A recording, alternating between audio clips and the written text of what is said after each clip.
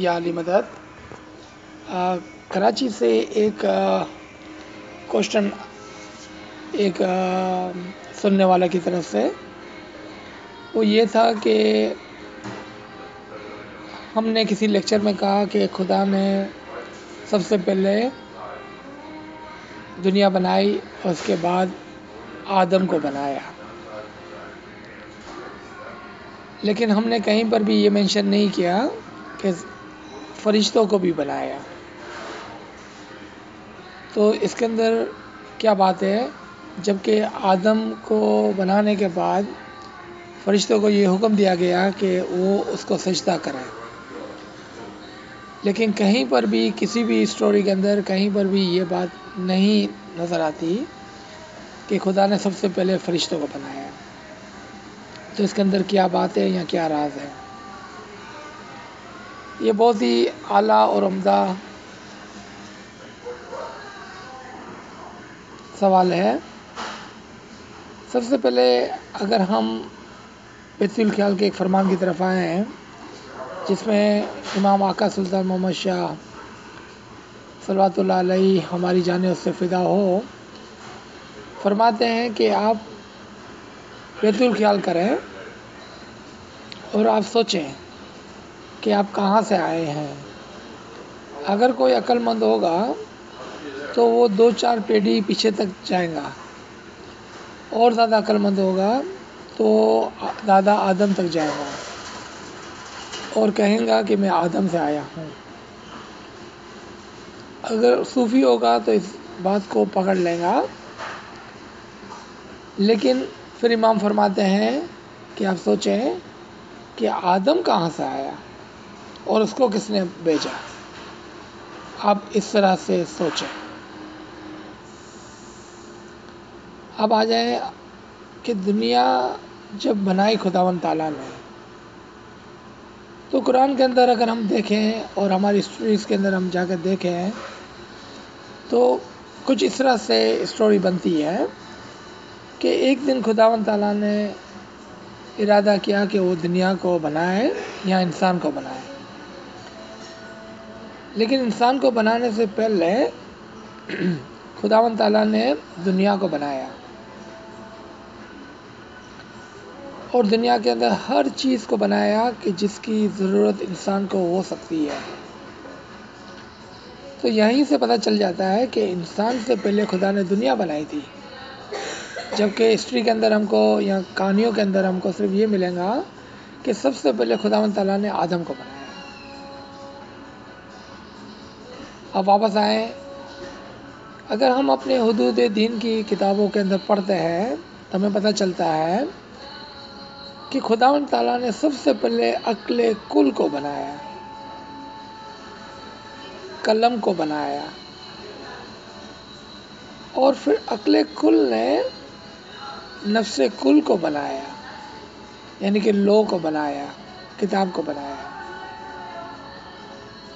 اور پھر عقل کل اور نفس کل نے مل کر باقی تمام چیزوں کو بنایا، یعنی کہ تمام چیزیں کا وجود عقل کل اور نفس کل کی وجہ سے ہے۔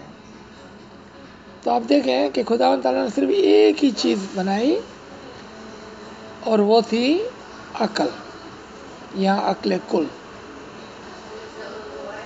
باقی تمام چیزیں عقل کل کی وجہ سے آئی سامنے۔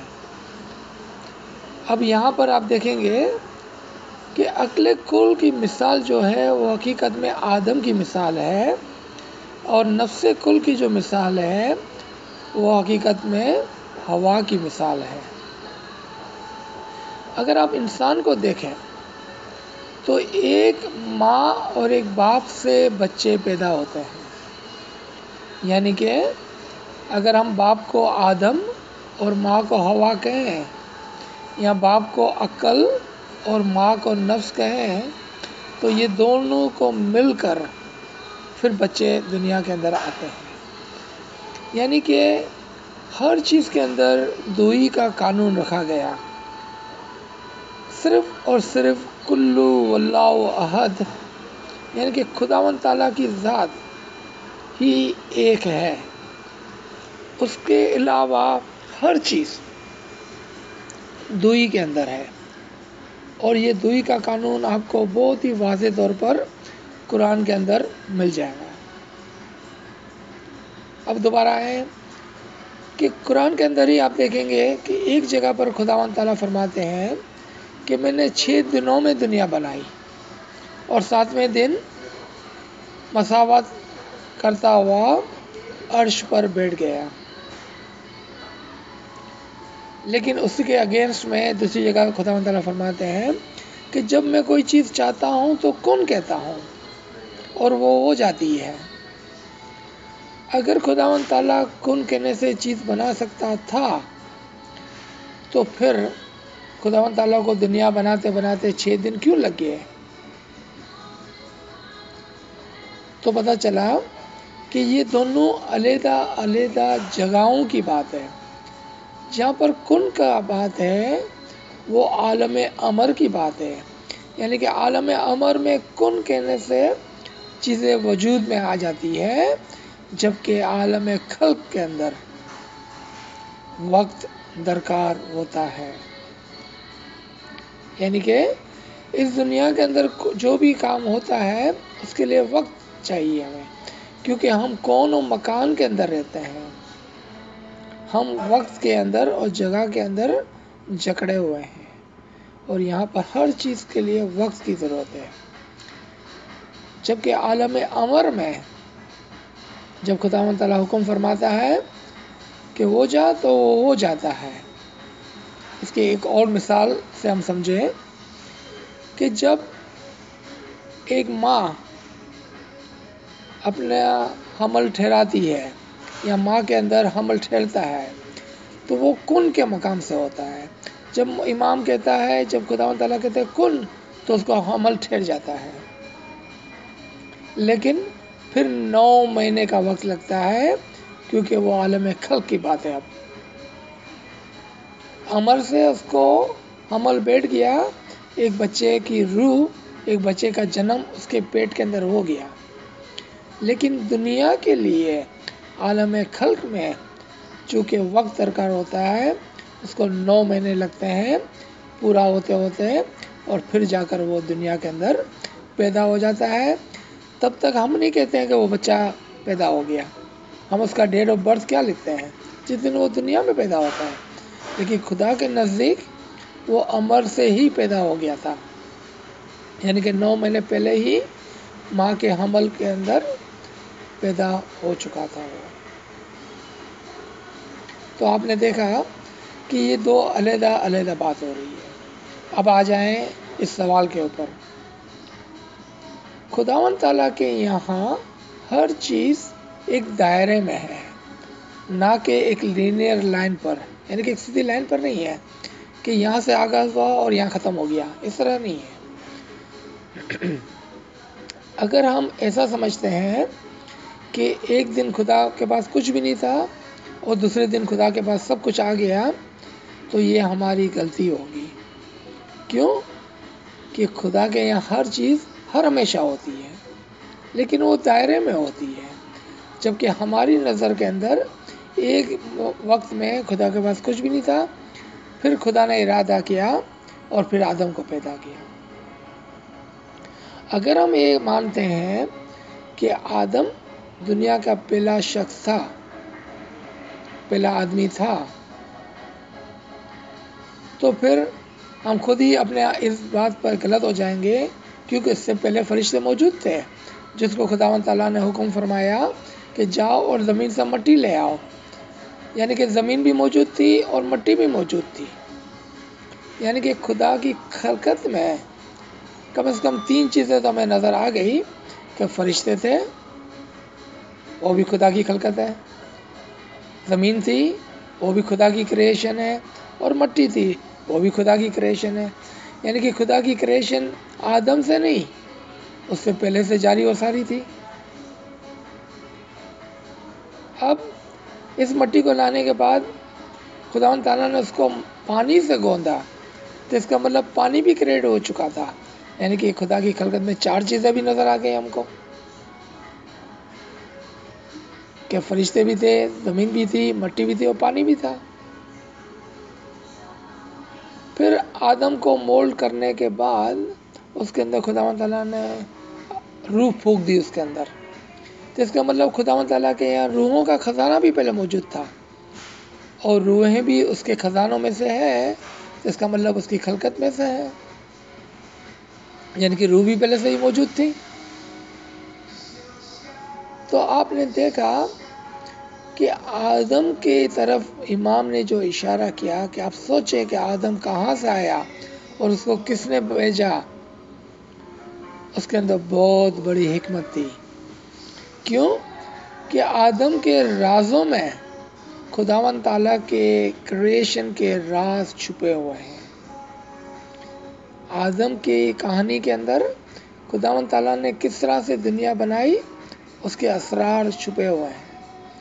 آدم کے راز کے اندر اس دنیا کے اندر خلقت کس طرح سے وجود میں آتی ہے، وہ بھی ہمارے سامنے آتا ہے۔ تو اس میں بہت بڑی حکمت ہے کہ ہم آدم کے قصے کو اور آدم کی کریشن کو اور آدم کس طرح سے آیا دنیا میں اور کس نے بھیجا، اس کو ہم سمجھیں۔ اب دوبارہ آئے آدم کے قصے کے اندر۔ اگر اس بات کو ہم مان لیں کہ اس سے پہلے کوئی بھی انسان نہیں تھا، صرف فرشتے تھے۔ آپ جانتے ہیں کہ فرشتوں کا کام کیا ہے؟ فرشتوں کے پاس صرف دو کام ہوتے ہیں، عبادت اور تابعداری، یعنی کہ وہ خدا کی عبادت کرتے ہیں اور خدا کی تابعداری کرتے ہیں، یعنی کہ ان کے پاس اور کوئی کام نہیں ہے، ان کے پاس کوئی انسانی نفس نہیں ہے، کوئی اور خواہشات نہیں ہے، کوئی فری ول نہیں ہے، وہ زبردستی سے صرف دو کام کرتے ہیں، ایک خداوند تعالیٰ کی عبادت اور ایک اس کی تابعداری، بس اور کوئی کام نہیں ہے ان کے پاس۔ یہ بات ہم سب جانتے ہیں اور سب مانتے ہیں، اس میں کوئی بھی آرگیومنٹ، کوئی بھی یعنی کہ منع نہیں کر سکتا، کوئی بھی عقل مند اس بات سے اس کو ریجیکٹ نہیں کر سکتا ہے۔ جب آدم کے اندر روح پھونکی جا رہی تھی تو خداوند تعالیٰ نے کیا فرمایا تھا کہ جب میں اپنی روح اس مٹی کے پتلے میں پھونک دوں تو تم سب کے سب سجدہ کرتے ہوئے گر پڑنا۔ اس کے اندر دیکھیں انڈر لائن ورڈ کیا تھا کہ جب میں اپنی روح اس کے اندر پھونک دوں، اس سے پہلے نہیں کہا، یعنی کہ جب اس کو مولڈ کیا جا رہا تھا، جب اس کو بنایا جا رہا تھا، تب نہیں کہا کہ تم اس کو سجدہ کرو، کیا کہا کہ جب میں اپنی روح اس کے اندر پھونک دوں تب، یعنی کہ امام یا خداوند تعالیٰ نے جب اپنا نور، اپنی روح اس آدم میں رکھی، تب جا کے وہ قابل ہو گیا کہ فرشتے اس کو سجدہ کریں، یعنی کہ وہ سجدے کا لائق اس وقت ہوا جب خداوند تعالیٰ کی روح اس کے اندر تھی، جب خداوند تعالیٰ کا نور اس کے اندر تھا، تب جا کے وہ مسجد ملائک بنا، یعنی کہ فرشتوں کے سجدہ گاہ بنا، اس سے پہلے نہیں۔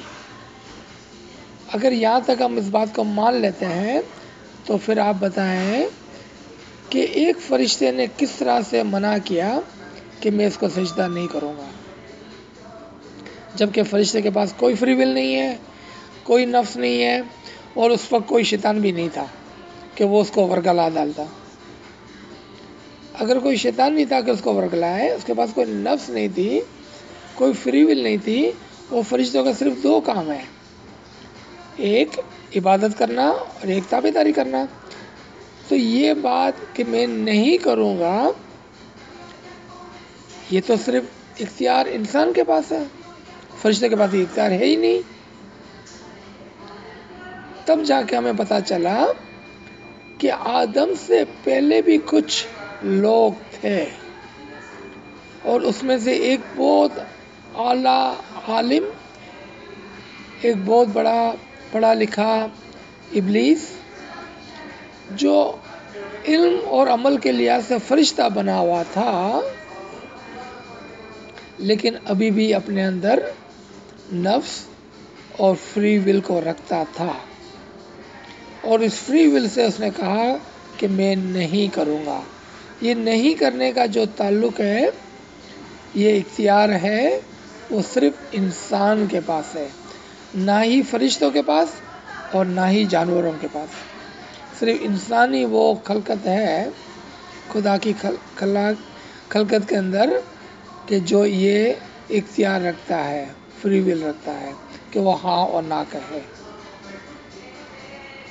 تو یہاں سے ہمیں پتہ چلا کہ اس سے پہلے بھی لوگ موجود تھے۔ ایک اور پروف چاہیے آپ کو، تو آپ قرآن میں جا کر دیکھیں کہ ہم نے آدم اور ہم نے نوح کو لوگوں میں سے چن لیا۔ ہم نے آدم کو اور حضرت نوح علیہ السلام کو، آل عمران کو، آل ابراہیم کو لوگوں میں سے چن لیا۔ اگر لوگ ہی نہیں تھے تو آدم کو کیسے چنا؟ یہ ہے حکمتی لینگویج، یہ حکمت کی زبان سے خداوند تعالیٰ نے ہم کو بتایا کہ آدم سے پہلے بھی آدم تھا، یعنی کہ آدم سے پہلے بھی لوگ تھے۔ اب دوبارہ فرمان پر آئے ہیں، تو فرمان میں دوبارہ سے یہ سلطان بادشاہ نے اس پر ایمفیسائز کیا ہے کہ آپ سوچیں کہ آدم کون تھا اور کہاں سے آیا، اور اس سے پہلے کیا تھا۔ اگر اس سے پہلے کچھ نہیں تھا تو مولا نے کیوں فرمایا کہ آپ غور کریں کہ اس سے پہلے کیا تھا؟ اس سے پہلے ایک اور آدم تھا۔ اس سے پہلے کیا تھا؟ ایک اور آدم تھا۔ اس سے پہلے کیا تھا؟ ایک اور آدم تھا۔ چونکہ خدا کی خدائی دائرے میں چلتی ہے تو یہ نہ ٹوٹنے والا ایک دائرہ ہے۔ کیونکہ ہماری سوچ سیدھی لکیر پہ چلتی ہے تو ہم ہمیشہ ایک آغاز اور ایک انتہا کی طرف نظر رکھتے ہیں، جبکہ خدا کے یہاں کوئی آغاز یا کوئی انتہا نہیں، ہر چیز ایک دائرے میں چلتی ہے۔ اگر وہاں پر آپ کو یعنی کہ خداوند تعالیٰ کی آغاز و انتہا کو دیکھنا ہے تو آپ کو گھڑی کی طرف نظر کرنی ہوگی کہ جہاں پر 12 کے ہندسے پر، 12 کے نمبر پر ایک دن کا آغاز بھی ہوتا ہے اور ایک دن کا خاتمہ بھی ہوتا ہے، لیکن اس طرح سے نہیں جس طرح سے ہم سوچتے ہیں۔ ہاں، 12 پر ایک دن کا آغاز ضرور ہوا اور ایک دن کا خاتمہ ضرور ہوا، لیکن وہ دائرے میں تھا، کنٹینیوشن میں تھا، پرپیچوئل تھا، کنٹینیو تھا، وداؤٹ اینی بریک، کسی ٹوٹ کے بغیر۔ تو اس سے آپ نے دیکھا کہ خدا کی کریشن میں فرشتے بھی ہمیشہ سے موجود ہیں، کیونکہ اگر فرشتے نہ ہوتے تو خدا کی عبادت اور تابعداری کون کرتا؟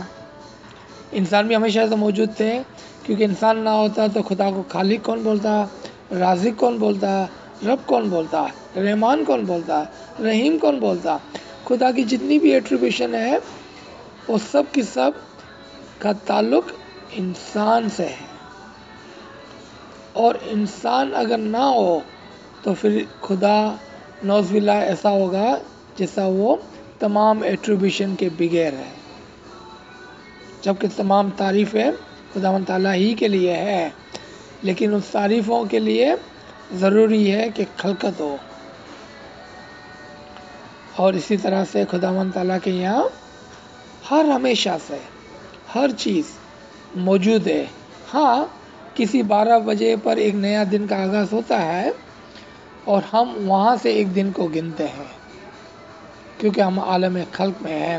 ہم آخری آیت سے اس کو فنش کرتے ہیں۔ یہ سورہ روم سورہ نمبر 30 اور آیت نمبر 30، آیت کا نام ہے فطرت اللہ،